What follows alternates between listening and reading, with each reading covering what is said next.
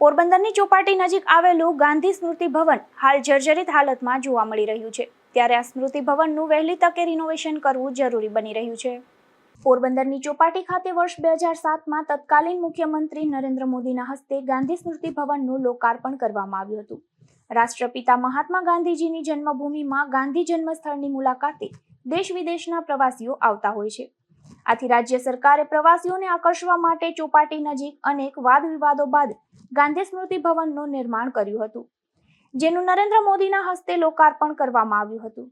આ સ્મૃતિ ભવનના સંગ્રહાલયમાં ગાંધીજીની કેટલીક દુર્લભ તસવીરો તેમજ યાદગાર પ્રકૃતિઓ મૂકવામાં આવી છે। તો ગ્રંથાલયમાં ગાંધીજીના જીવન પર આધારિત પુસ્તકોનો સંગ્રહ પણ કરવામાં આવ્યો છે। સ્મૃતિ ભવનના લોકાર્પણ બાદ સ્મૃતિ ભવનનું સંચાલન રાજ્ય સરકારના યુવા અને સાંસ્કૃતિક વિભાગને સોંપવામાં આવ્યું છે। પરંતુ હાલ આ ગાંધી સ્મૃતિ ભવન ફક્ત શોભાના ગાંઠિયા સમાન બની ગયું છે।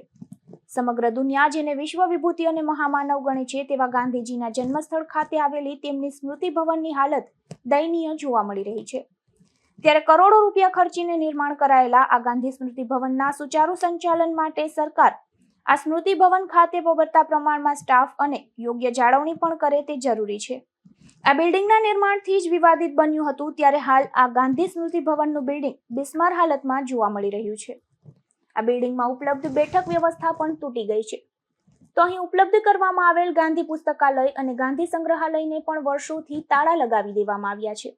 આ બિલ્ડિંગના બાંધકામથી જ વિવાદમાં આવી જતા આ બિલ્ડિંગ ક્યારે એક ધારું ખુલ્લું રહ્યું જ નથી, જેથી હાલ આ બિલ્ડિંગ બિસ્માર હાલતમાં ફેરવાયું છે।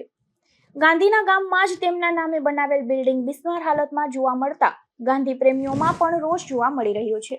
પોરબંદરની ચોપાટી પર હાલ જ્યાં ગાંધી સ્મૃતિ ભવન ઉપલબ્ધ છે, ત્યારે આ ભવન બનાવવા વર્ષો પહેલા ઉપલબ્ધ સ્કેટિંગ રિંગ તોડી પાડવામાં આવી હતી અને બાદમાં આ બિલ્ડિંગનું નિર્માણ કરવામાં આવ્યું હતું, જેથી વિવાદ ઉભો થયો હતો અને પોરબંદરના ગાંધી સ્મૃતિ ભવન ખાતે વર્ષો પૂર્વે પોરબંદર નગરપાલિકા દ્વારા 3.5 કરોડ રૂપિયાના ખર્ચે ગાંધીજીના જીવન ચરિત્ર પરનો લેસર શો પ્રોજેક્ટ શરૂ કરવામાં આવ્યો હતો, જે પણ વર્ષોથી બંધ થઈ ગયો છે અને આ પ્રોજેક્ટ પર પણ પાણી ફરી વળ્યું છે।